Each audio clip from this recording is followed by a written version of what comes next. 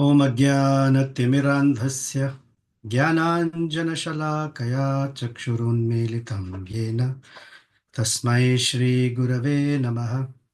श्रीचैतन्यमनोभीष्टं स्थापितं येन भूतले स्वयं रूपः कदा मह्यं ददाति स्वपदान्तिकं। वाञ्छाकल्पतरुभ्यश्च कृपा सिन्धुभ्य एव च पतितानां पावनेभ्यो वैष्णवेभ्यो नमो नमः। जय श्री कृष्ण चैतन्य प्रभु नित्यानंद श्री अद्वैत गदाधर श्रीवासादि गौर भक्तवृंद। हरे कृष्ण कृष्ण कृष्ण हरे हरे, हरे राम राम राम हरे हरे। मनोजवं मारुततुल्यवेगं जितेन्द्रियं बुद्धिमतां वरिष्ठं वातात्मजं वानरयूथमुख्यं श्रीरामदूतं शिरसा नमामि। कूजन्तं राम रामेति मधुरं मधुराक्षरम् आरुह्य कविताशाखां वन्दे वाल्मीकिकोकिलम्। आपदामपहर्तारं दातारं सर्वसम्पदां लोकाभिरामं श्रीरामं भूयो भूयो नमाम्यहम्। दक्षिणे लक्ष्मणो यस्य वामे च जनकात्मजा पुरतो मारुतिर्यस्य तं वन्दे रघुनन्दनम्।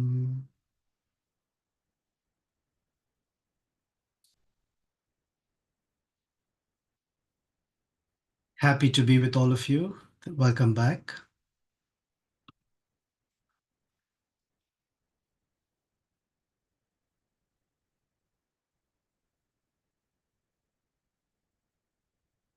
When we left off last week with the count or the immeasurable size of Sri Ramachandra's simian or monkey army, as narrated by Sarana, Shuka, I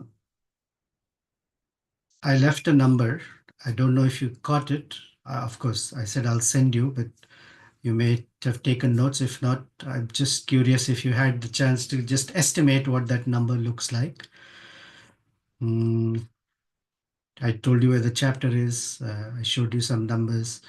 It was there on the recorded. So curious. You can share that during the Q&A session if you have. But the situation is such that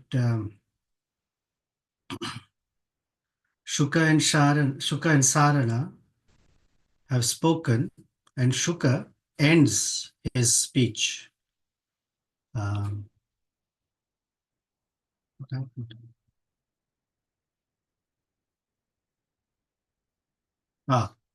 So Shuka ends his speech telling Ravana at the end of chapter 28, the last verse, he says, Imam Maharaja Samiksha, O king, just look at this army. Vahinim Upastitam. Vahini means this mighty or this army. Prajwalita Grahopama, Graha Upama, shining like a fiery planet, blazing like a planet. Tataha Prayatnaha Paramo Vidhiyatam. So please give orders. Please consider and give orders what needs to be done. Tataha Prayatna Parama, the great effort that we may have to put. Yatha Jayaha, by which we may get victory. Syan na parehi parabhavaha, and making sure na parehi parabhava, and making sure that we are not defeated by that army. So when Ravana heard like this, there's something that happened to him. I'm not going to read a lot of verses. I'm going to tell you the story, but there are certain verses that tell us the heart of Ravana. Shukena tu samadishtan, by hearing the narration that Shuka was expressing, drashtva, and seeing, sa hariyutapaha, Ravana, saw this entire gathering of monkeys. Lakshmanam cha Mahaviryam, Bhujam Ramasya Dakshan. He saw Lakshmana also, who's the right arm of Ramachandra. And I'm going to read this because they're all the names of great followers of Sri Ramachandra. By remembering their name, by thinking of them, visualizing them, there is a great sense of strength and a great sense of support we feel. That's why the repetition. Valmiki is making sure someone's.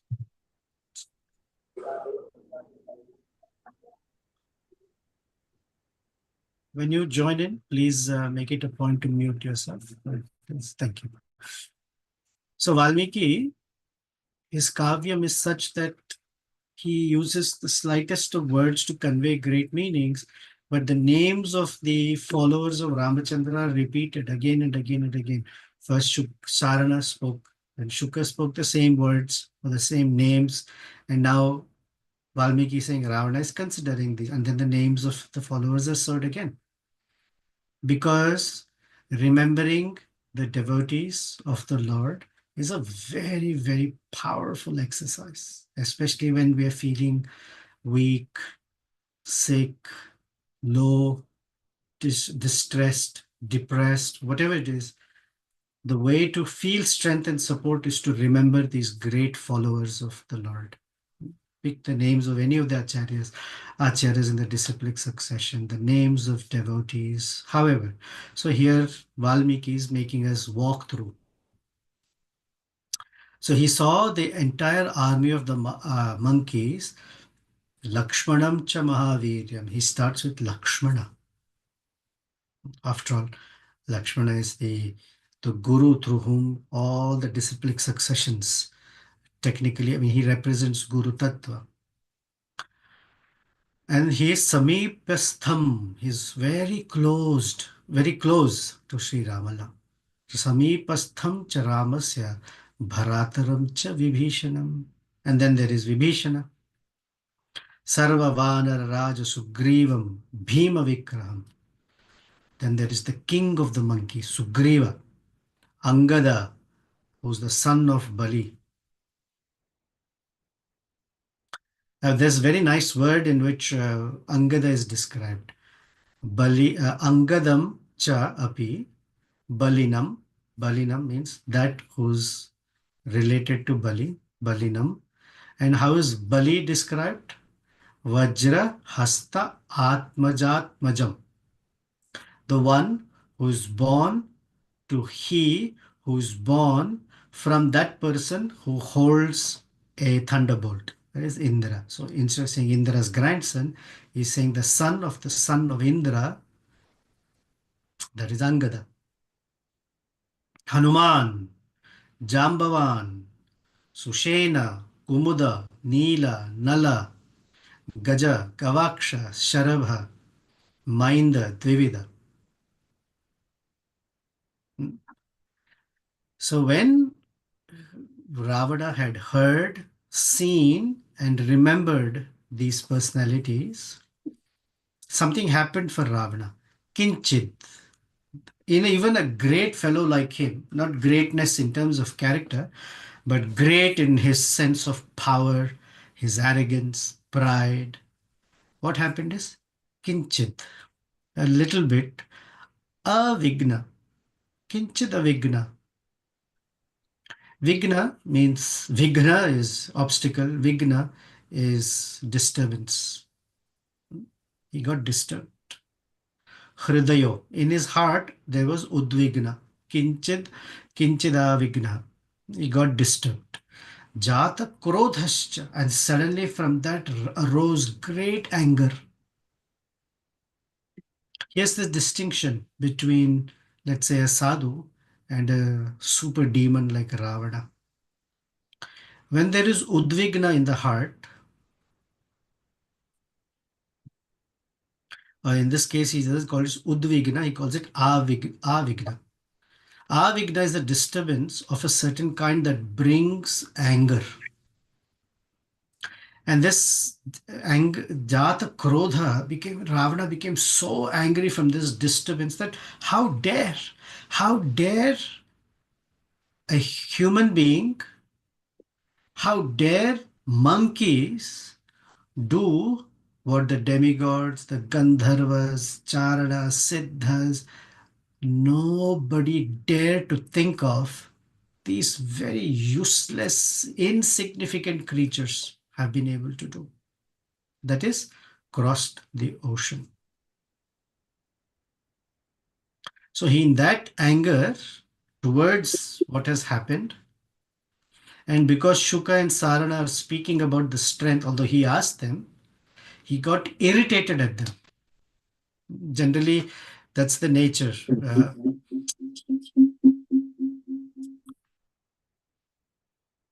The nature of such a person is to become angry at the messengers, or in our sadhana bhakti context, we hear the phrase becoming angry at the instrument of our karma. Now, this is very frustrating today.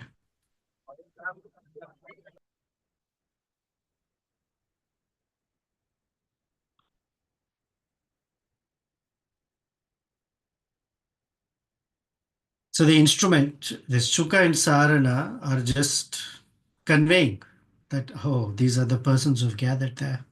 But who's the cause of all the trouble? Or who's the cause of his own misery? Ravana, because he kidnapped Sita Devi. So he becomes angry at Shuka and Sarana and says, it is not right that you, who are my dependents, and in the presence of other people, you speak about the strength of the opposing party. Generally, if something like that is spoken, a king becomes so angry that the punishment he gives is death. Really? How dare you speak the praises and glories of such an antagonistic person like Rama? So, in principle, it's not correct, and specifically, it's not at all correct.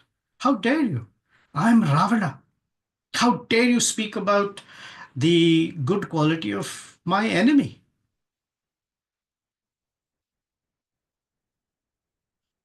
Have your parents, your teachers not taught you properly?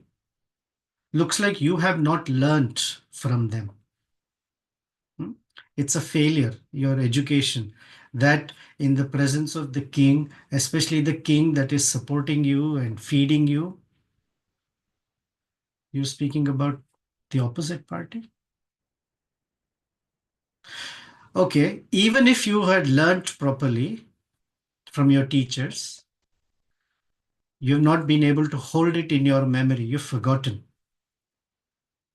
Hmm? You're such ignorant fellows. It is just that you are fortunate that I'm such a great person that I don't kill you, even though you're completely stupid, stupid ministers that you have. You're not afraid of death.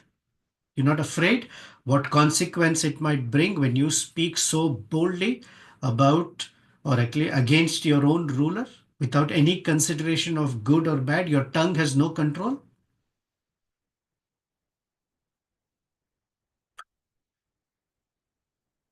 You know, it is even possible that if there is a forest fire, in that forest fire, a tree may not get burnt. It's possible, although it's impossible. But he's saying, even if that were a possibility, what is not possible is that those who perform evil deeds remain unpunished. Hmm? Especially when the ruler has decided a punishment, then that punishment makes sure that the other person at whom the punishment is cut off. You have no fear? How brash, immature, and stupid you should be. In fact, I should kill you people. Hmm? But the only reason I'm not killing you is because I'm remembering all the services you have done in the past for me. So, just this one grave mistake I'm willing to overlook just because you've been very loyal to me over the years. Immediately, get out of my court. Leave. I don't want to look at you. Just disappear from my presence. The only reason I'm letting you live is because I don't want to be ungrateful for all that you've done for me. So, feeling scared, ashamed, Shuka and Sarana, Jai Ravana, Jai Ravana, and left his presence. So then Ravana turned to Mahodara and said, these two are useless. Bring me the other spies. So Mahodara then, I guess, clapped his hands or made a call. And very quickly the orders were carried and more spies came. And they came, they offered their obeisances in front of Ravana with joint palms and said, oh, all glory is to Ravana. All glories, we say Jai, Jai, right? So Jai, may Ravana be victorious. May Ravana always be victorious. So then Ravana told these spies who he thought were trustworthy, brave, very determined, and fearless. He told them, Ito gaccha Ramasya vyavasayam parikshitum mantreshvabhyantaraye asya प्रीत्या तेन समागताः रामस्य व्यवसायम we know this word vyavasayatmika buddhi. Vyavasayatmika is resolute or determined, what what Ramachandra has deliberated about this war. Parikshitam, go and examine. Gachata, go there and examine, or go there with an intention to examine. Parikshitum. And see all that he has united around him. And how are they united around him? Pritya, by love or with love. The difference is not spoken, but in Ravana's case, his army is with him not out of love, but out of something else, maybe fear. Around Ramachandra, they're all there not out of fear, but out of love. In fact, this is the distinction. This is what Ravana is angry. That these are my loyal spies, Shuka, Sarana. And they went and were in Ramachandra's army as spies. They got caught. They should have been killed. Instead, they were let go. And the way Ramachandra let them go, in their own heart, they feel nice about Ramachandra. So they're speaking in glorious words. So Ramachandra wins over even the enemies. Ravana keeps his close to him out of fear, out of a sense of, if you don't hear what I say, either I will kill you, banish you, or treat you badly. None of these qualities exist in Ramachandra. Ye asya pritya tena samagatah. Samagatah, they've all come together close to him. Find out everything. Find out how this Ramachandra, how he goes to bed, how he wakes up in the morning, what he intends to do today. Gather all this and come back. If you want to know uh, how to defeat an army, then you should know even the finest movements of the enemy. Saying this, the spies said, oh, yes, absolutely. And the leader of all these spies, his name is Shardula. Shardula literally means tiger. Nara Shardula, the tiger among men. His name is Shardula. Circumambulated Ravana, because Ravana is their worshipable deity. It's called Pradakshina. And then went into Ramachandra's army. Now, coming to Suvela mountain, where Rama and Lakshmana and the entire Sugriva, Vibhishana, and the monkey army was there, these spies mixed into the Vanara army and they were observing. Now, on the other side is Vibhishana.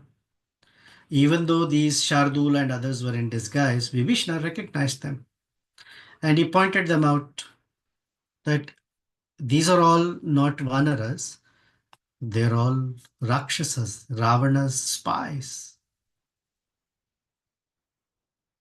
Now, there were so many, but Vibhishana recognized Shardula particularly and said, that is Shardula. So immediately, the Vanaras jumped on Shardula. And Ramachandra, as soon as the monkeys caught Shardula, they started kicking him, punching him with their fists, kicking him with their knees and feet, uh, scratching him, and baring their teeth and fangs to bite him. Ramachandra said, Mochita. Mochita is released. Ramachandra said, no, no, leave him, leave him, leave him. Very humane treatment by Ramachandra. Although that fellow is not even a human being, but Ramachandra is very humane. Very quickly, Shardula left the place and appeared in front of Ravana and wanted to give a report. So Ravana uh, is being given this report by Shardula and all the other spies who gathered there with him. Shardula and other spies said that Ramachandra has very, very mighty strength. And he has come here, not far at all from the gates of our city. So Ravana again got a little disturbed. And when he looked at Shardula, Shardula's color had changed because of the fear of being in Ramachandra's army, being kicked by the Vanaras and all that. So Ravana said to him, your color has changed. You look very Dina, you look helpless. What's going on? So when asked, Shardula said, oh, Ravana, those monkeys are very strong.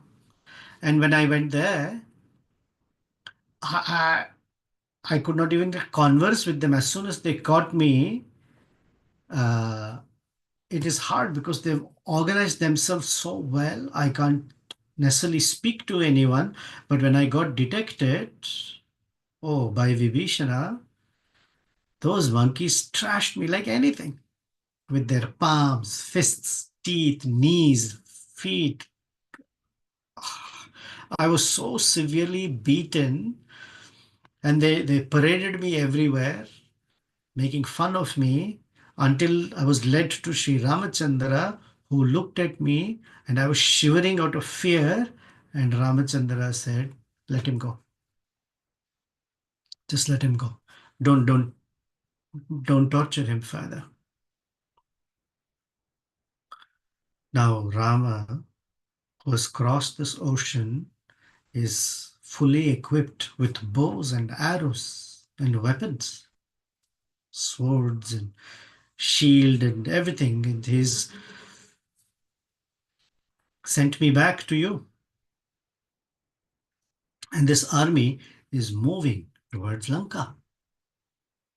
Now, before Ramachandra reaches the gates of the Lanka city, my suggestion is you either give Sita Devi back immediately or be ready for a fight. Sitam va api prayachashu. Prayacha ashu. Give her back quickly. Yuddham va api pradiyatam. Or you give Ramachandra a war. You only have these two options. Now, even Shardula did not say, like unlike Prahasta and others, let's fight. He's giving the option of give up Sita. But so that Ravana doesn't become even more infuriated, he said either you give up Sita or you face off on a mighty battle. Ravana heard Shardula. Shardula is a little smarter. In every company, uh, depending upon who the employee is, some people speak without really thinking too much, and some are very diplomatic. And it's usually the diplomatic ones who fan the superior's ego a little bit, they get rewarded. In this case, and they're all learning from Ravana and Shardula. It's called flattery. Now, Shardula didn't say anything different from what Shuka and Sarana said, but the way he delivered the message. So Ravana became very happy and said to Shardula, no giving back Sita. Even if the Gandharvas, the demons, Danavas, or anybody comes here, I will give them a fight. So now that you've seen that army, tell me who are all the Vanaras? Give me a description of them. I want to have a calculated idea of the strength of that army, because he assumed that Shuka and Sarana were exaggerating. Maybe Shardula is not exaggerating. So I want to know who's who, what are their ranks. So Shardula repeated, oh, there is Sugriva, the son of Riksharaja. Very, very difficult to conquer.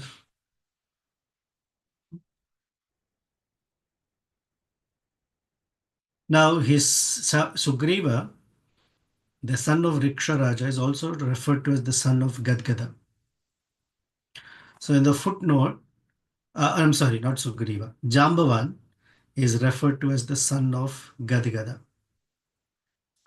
Now, generally, Jambavan is always referred to as the son of Brahma, which is correct. The footnote is here is referred to as the son of Gadgada because he was fostered by Gadgada, possibly. So he's the son of Brahma, but fostered by Gadgada. Then there is another son of Gadgada by the name Dhumra, Kesari, the son of Brahaspati. Then Hanuman alone can vanquish all the Vanaras, all the Rakshasas. Then there is the son of Dharma by the name Sushena. Then there is Dadhimuka, who came from Soma, or the moon god. Then there are Sumukha and Durmukha. Then Vegadarshi, because they're all born from Lord Brahma and then Yamaraj. Then there is Nila, and there is who's also a son of Vayu.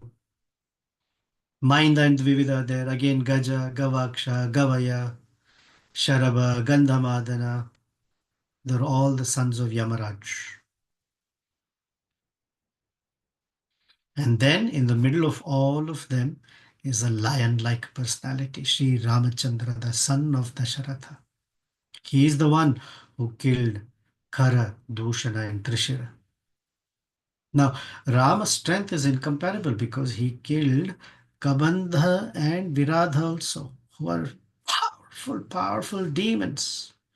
So there is no human being more excellent than Sri Ramachandra. And then there is Lakshmana, who resembles the mighty elephant. And if Lakshmana were to fire arrows, even Indra cannot resist. Shweta, Jyotirmukha, who came who were born to Surya Deva. Then there is Hemakuta, the son of Varuna. Nala, of course, is the son of Vishwakarma.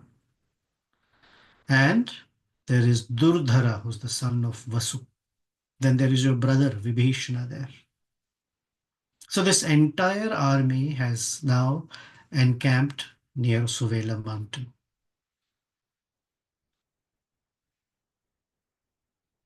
So as the spies have been giving their report about Sri Ramachandra and the monkey army, again Ravana got little disturbed. So he said, let call all my counselors. I need to have a meeting. I need to have some good counsel on what is the best course of action ahead of this. All his counselors, we heard the names, right? Prahasta, Durmukha, a whole bunch of people. They all came and stood with Ravana. So when they discussed all this, they gave him advice. Ravana considered all of it, sent them away.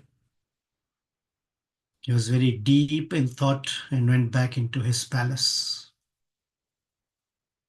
And in his palace, he called for one of his trusted Rakshasas by the name Vidyut Jivha. Jivha, tongue. Vidyut means lightning or thunder. Not thunder, lightning. So he had a tongue that was long and flashed like a light. So he was very quick with it and very powerful tongue. So his name was Vidyut Jivha. Now, some person's tongue may not be long and fast, but can be very sharp. The words that one can speak can fall upon another person like a stroke of lightning and hurt very, very badly. So that is the nature of a person who has a Vidyut Jivha. One should be careful, right? What we speak, how we speak, what effect it has to people, what effect it has on people, especially our words. So he called Vidyut Jiva was very, very strong and went near where Sita was. And he told, and this Vidyut Jiva has a special quality that he can conjure magic. He can make things with his magic, make things look as if they're existing. Just a fantastic magician, trickster. So he said, do one thing. We will go to Sita, where she's sitting in the Ashokavana. You, with your magic trick, make a head that looks like Ramachandra's head. You create a strong, mighty bow with an arrow that looks just like Ramachandra's bow and arrow, and you come before me. Vidyut Jiva said, yeah, tathastu, as you order, my master. And very quickly, with his magic trick, created a mystical head that looked like Ramachandra's head and bow and arrow. Ravana became so happy with Vidyut Jiva's magic that he removed from his own body a very expensive royal ornament and gave it to him. Then Ravana came to where Sita is. And what is Sita doing? She's still the same way Hanuman had left her, sitting down, her knees close to her chest, her head bent low. Someone asked me recently, it has been such a long time. We have not seen or heard about Sita Devi. It's almost like we miss her. Yes, and true to their desire, here Sita Devi is now being presented to us, that this Ravana who's come to where Sita is with her head held low, crying and full of grief, thinking of Sri Ramachandra all the time, chanting Rama, Rama, Rama, Rama, Rama, and very closely guarded by Rakshasis. Ravana walked up to where Sita is and addressed himself. I am Ravana here. So Sita didn't look at him, but just became aware that this fellow is here. He said, that husband of yours,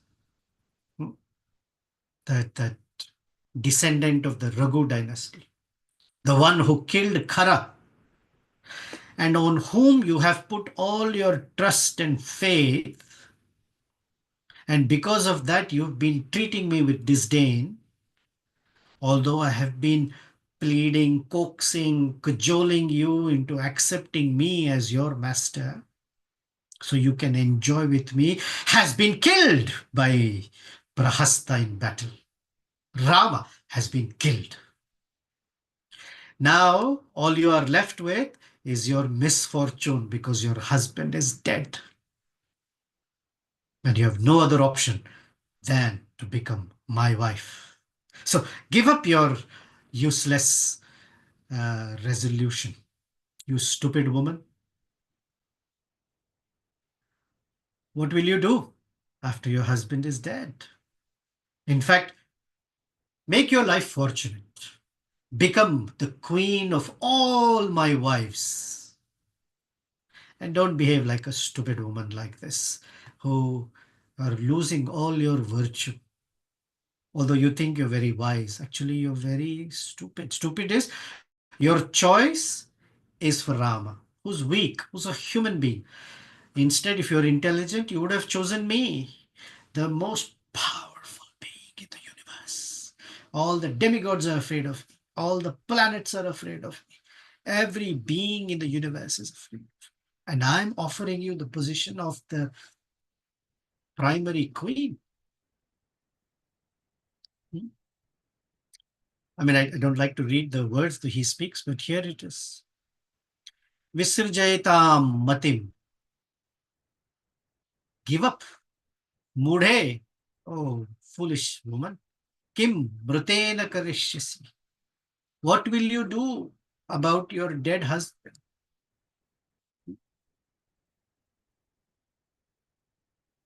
The sun is going to set, which means the sun, Ramachandra, is also set. This army came towards the northern shore of this mighty kingdom.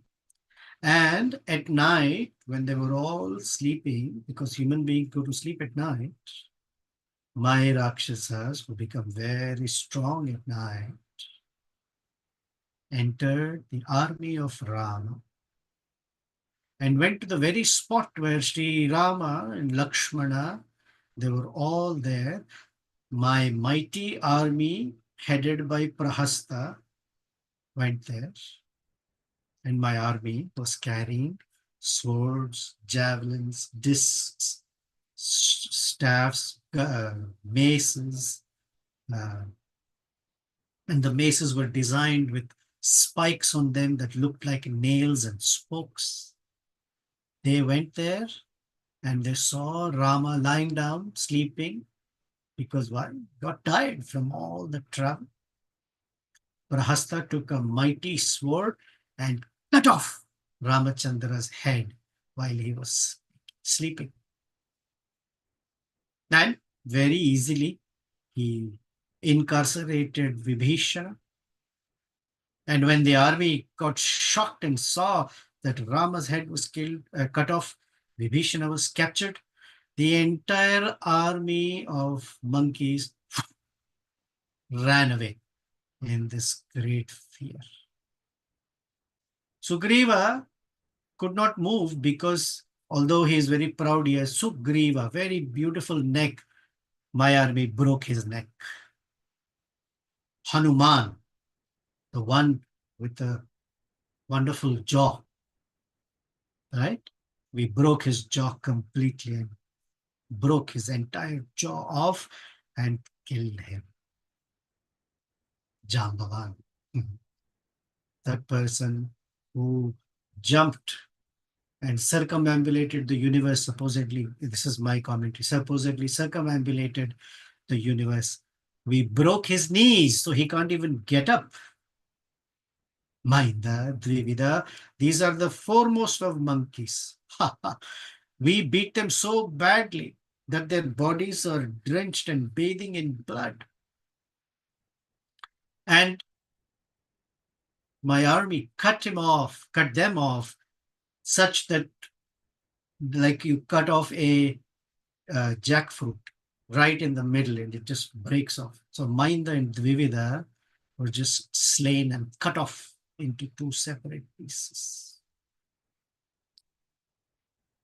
Darimukha is looks like a pin cushion. His body is full of arrows and his body has been thrown into the ravine. He's just fallen there. Kumuda, supposedly of great strength and energy, his body is being cut off with so many arrows. Oh, you may ask about Angada. Angada, who's been decorated with jewels and armlets and bangles, he is lying down on the ground, vomiting blood in all directions. The monkeys were crushed by elephants and chariots of my army. They've all run away here and there. Some of them ran so fast that fear, they didn't care. They just jumped into the ocean because dying that way, then dying in the hands of my army seemed easier. They just dumped into the ocean. Some climbed up trees thinking they can escape my army. Some monkeys were killed by my fierce Rakshasas.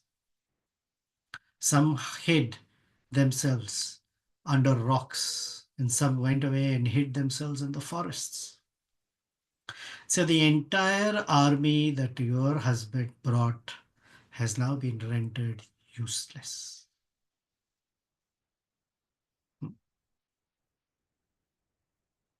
And then he said to the Rakshasis, call my servant Vidyut Jafha. He is carrying this head of Ramachandra. So Vidyut Jiva came in the presence of Ravana, offered his salute or obeisances. And then King Ravana said to Vidyut Jiva, that head you're carrying in your hand, throw it in front of Sita. Let this poor woman look at the ghastly condition of her husband.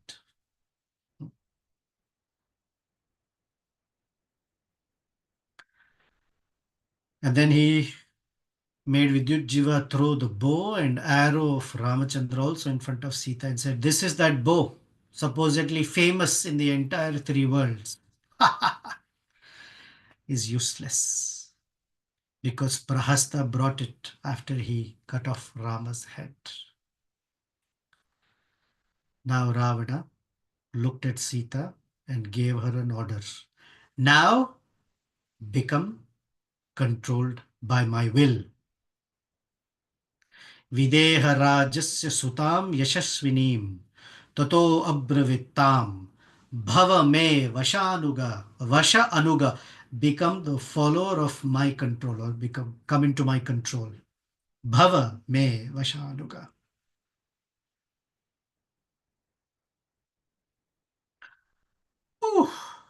Not only is Sita Devi in so much of distress, and now supposedly Ramachandra's head is in front of her, that's been cut off from its body. The mighty bow and arrow are on the ground that Prahasta brought. Can you just imagine the fear, the shock that Sita Devi would have faced? Ramayana is a scripture where all the rasas exist. In this case, this rasa that is exuding right now or is taken is bhibhatsa rasa. Bhibhatsa is fear. So Rupa Goswami refers to it as bhaya rati, and from bhaya rati awakens this whole sense of bhibhatsa rasa. What its features are, what it means, we will visit next week when we want to know what is happening in Sita Devi's heart, looking at this really fearful condition. What has happened to my Sri Ramachandra? So I'll give you a little pointer. Rupa Goswami in Bhakti Rasamrita Sindhu and commentary by Jiva Goswami says that this Bhivatsarasa awakens in the devotees on by different causes. And one of the cause is when a devotee feels that they have offended the Lord. Then what they go through, the fear of, oh, my God, my Lord, I am such a horrible fellow. I fear that my connection with you has been broken or will have been broken. That is one. Other is when the Lord is in some perceived distress. When Krishna was on the hoods of Kalia, then the fear that Mother Yashoda, Nanda Maharaj, and others had looking at the condition of Krishna is Bhibhatsa. Here, the ashraya or the carrier, the experiencer is always the devotee. The Vishaya, the object is Krishna and Krishna's devotee or someone that we love, usually Krishna or Sri Ramachandra or the Lord himself, but more generally speaking. And the cause is someone else. In that case, it was Kalya. In this case, it is Ravana. So in this mighty rasa shastra, we are going to hear this whole awakening of Bhibhatsa. Already Ravana is the cause of it. He's stimulated this particular bhava in Sita Devi. Now, how exactly she responds to it is in chapter 32, which we'll have to wait another week to see what happens. So let's see if you have any questions or comments, reflections. Hare Krishna, Prabhu. Please accept my humble Hare Krishna. obeisances. All glories to Srila Prabhupada. Thank you so much, Prabhu. I was just comparing the between the lusty Ravana and compassionate Lord Ramachandra. So today you were saying how even though the spies, they were explaining about the strength of the army, what Ramachandra had, but in spite of that, maybe inside he's so scared, but still outside he says, whatever happens, I'm ready to fight. I'm not releasing Mother Sita. That shows his lusty nature. Whereas, I remember it's 18th chapter, that Sakradeva Prapannaya. In that verse, how Lord Ramachandra is taking a vow, and that shows his compassionate nature, where he is saying, like this, how Vibhishana is taking Sharanagati. Everyone, including Ravana, if he comes and takes shelter into me, I will protect him. That shows how compassionate Lord Ramachandra is. Wow, I immediately my mind went there, because for the last 2 days I was just meditating on that verse. When you said today, for me, at least I felt like a big comparison between a demon's nature and compassionate Lord. Thank you, Prabhu. I wanted to share this. Thank you. Nice reflection. Anyone else? Hare Krishna Prabhu, this is Sachisuta Das. Please accept Yes. my humble obeisances. Prabhu, you brought about the uncontrolled tongue and a diplomatic tongue, right? Uncontrolled tongue, in a good sense, like the I forgot the name of the spice, Prabhu. Sorry about it. Shardula. Yeah. Sarana and Shardula. Yeah. So they were giving the information as it is. Like you have options whether to release Sita or fight with Sri Ramachandra, and the other person was giving some diplomatic and fanning the person's ego. So, in our sense, in our what is the recommended approach? Like, how should the truth be presented? And also, we learn in Bhagavad Gita that we should speak this truth without agitating. Like, how to balance and do that, Prabhu. How to is this is a trait of a character that can't be just spoken. It is something that has to this by the strength of one's character.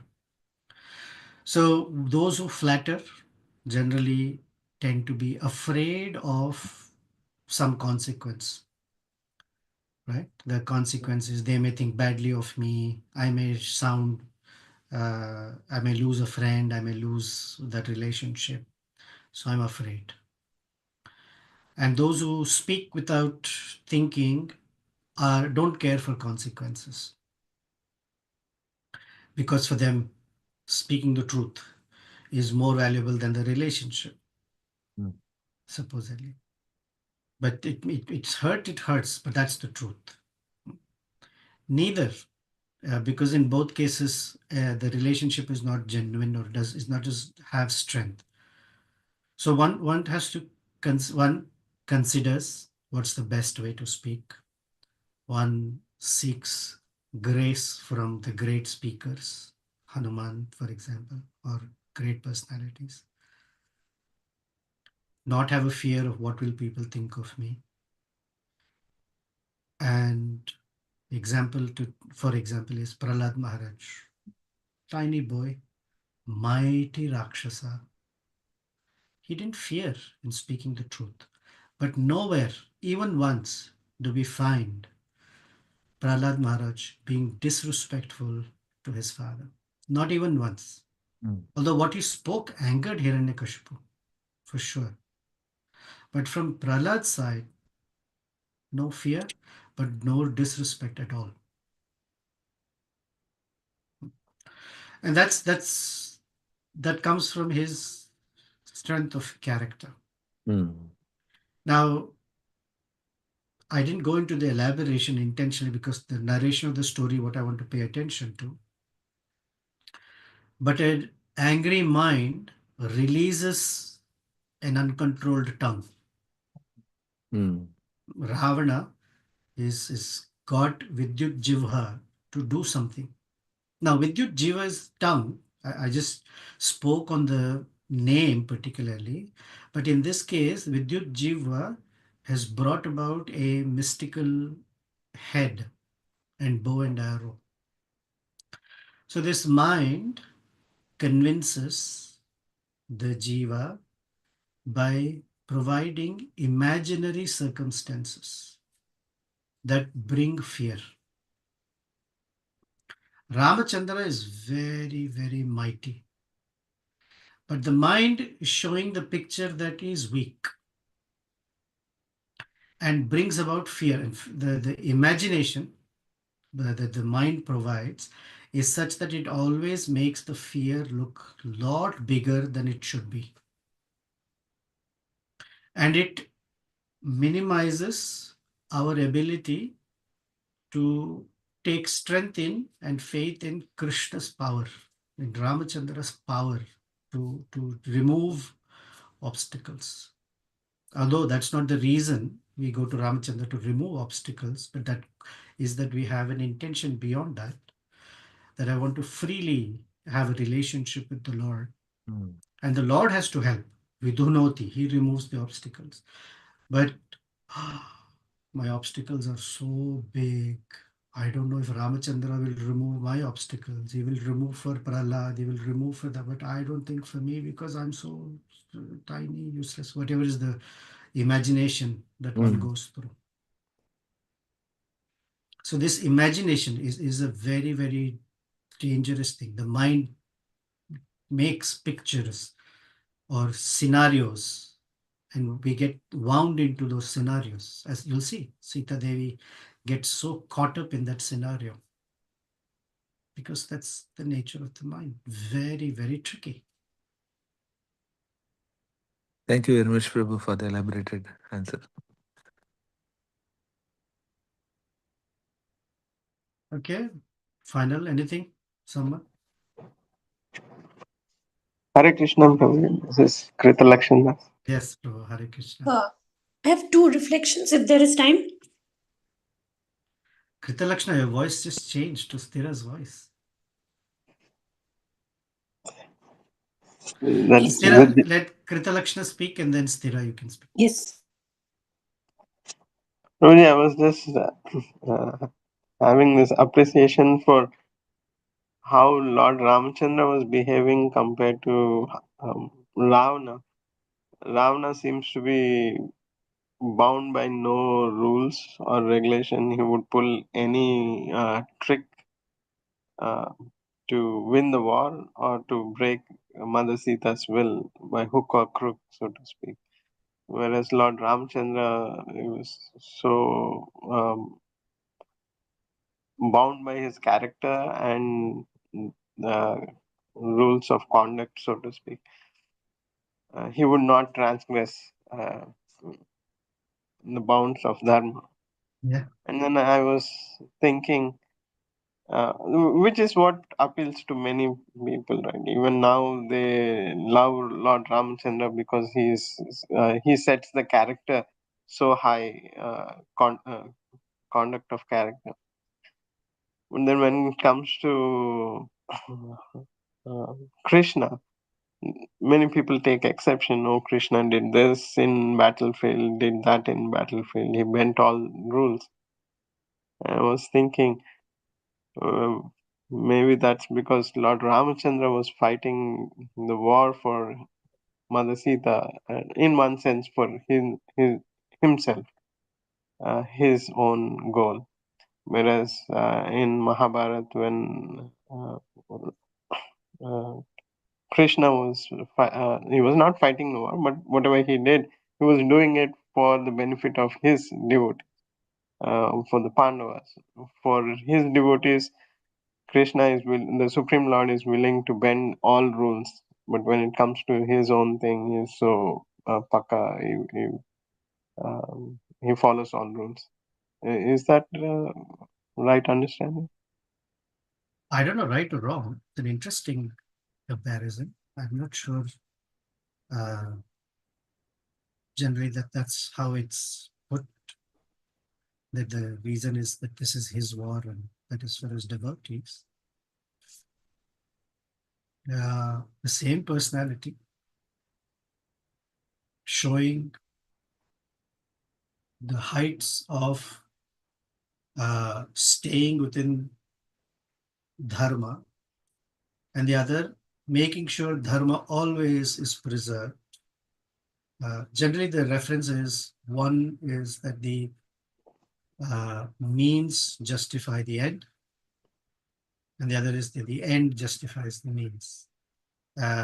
It's a classic, I guess, dilemma, if you will, in ethics. Which is which? Both are the same personality. Both are the supreme personality of Godhead. Both have appeared to uphold dharma. Both have appeared to relieve the earth of its burden. And they have it approached this way and that way. Krishna metes out justice. Ramachandra fights or goes through by keeping within his character that he will always abide by this, and not just because someone else did it, I will do it. Now, Krishna plays the role of God. So he says, you may not see this way or that, but I see it differently. So it's from where they're looking at it. In this case, Ramachandra is looking at it from my perspective as a human being, that just because someone broke the law doesn't mean I will break the law. And from this side, Krishna is saying, whether you break it or not, the world operates in such a way that if that person broke the law, karma would come back in such a way. It's very entwined and complex.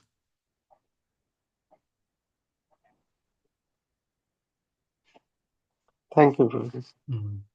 This is my limited view of justice is meted out in the grand scheme.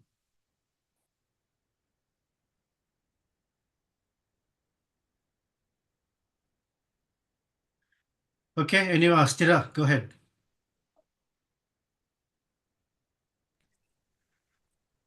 Yeah, Hare Krishna, Prabhu.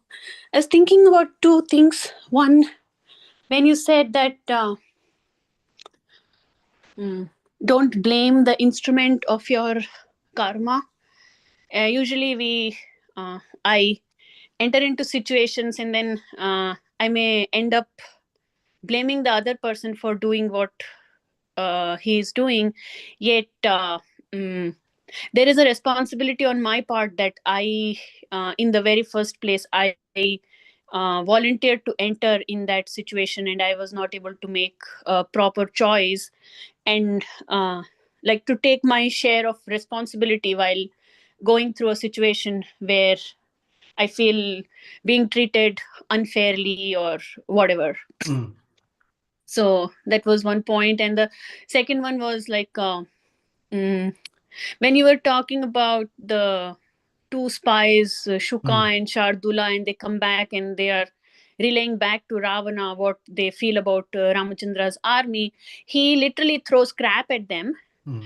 And you mentioned two words. You said they left the assembly feeling ashamed and guilty. I don't know what was the other word, but then it's a lower it's a emotion, it's a negative emotion, and usually I see myself going in that phase when I cannot assess the situation, and like when the world is throwing crap at me, I cannot assess. I need somebody to like see the big picture and tell me that, you know what, this is not true, they are just throwing crap at you. uh, mm. So those were the 2 points I was thinking. Thank you. Yeah, you're welcome. Shuka, Sarana, and the later was Shardula. Thank you for your reflections. I appreciate the way you internalize and sort of relate to what's happening in the narration of the story. That's how scripture is meant to be seen. Thank you. All right, thank you, everybody. I'm sure you have other reflections that maybe you're either shy or still processing. Please share on the group so that we can all benefit. I've noticed that every time someone shares something, it actually enhances everyone's experience. Mine personally, I wait eagerly to see if both as a speaker and as a fellow student, I'm always eager to see if people have any reflection. And if there is nothing that is mentioned, I'm sure it's not like nothing has moved. It's just that I feel like, oh, nothing's moved for them. Or when we share, then that uh, reflection goes from the staying in the conscious side of things to the subconscious side of things. So don't hold yourself back. You may be humble. Your supposed humility may be stopping you, but share and benefit everyone as well. Thank you. Have a wonderful, wonderful rest of the week, meditating on the greatness of Sri Ramachandra, partly feeling some pain of this imagination that Ravana has thrown in front of Sita Devi and her anxiety that she may be going through. And we will get back together by Sri Ramachandra's grace to see what is happening in Ashokavana. Sri Rama Lakshman Hanuman Ji ki Jai. Srila Prabhupada.